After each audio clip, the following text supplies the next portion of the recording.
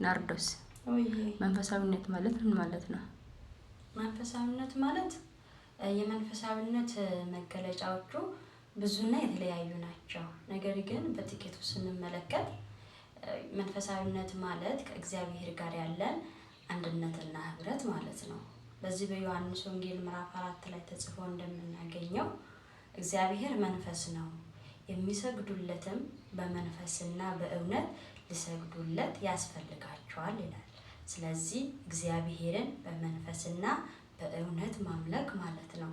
ጌታችን ሲያስተምር ከስጋ የተወለደ ስጋ ነው፣ ከመንፈስ የተወለደ መንፈስ ነው እንዳለ በጥምቀት ረቂቅ የሆነ መንፈሳዊ ልደትን ከአብራ ከመንፈስ ቅዱስና ከማህፀነ ዮርዳኖስ የተወለደ ብቻ መንፈሳዊ ሊባል ይገባል ማለት ነው።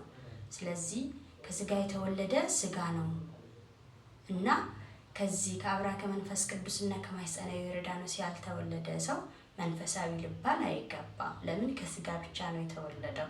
ስለዚህ ስጋዊ ሰው ይባላል እንጂ መንፈሳዊ ሊባል አይገባም ማለት ነው። ይሄን ይመስላል። አመሰግናለሁ።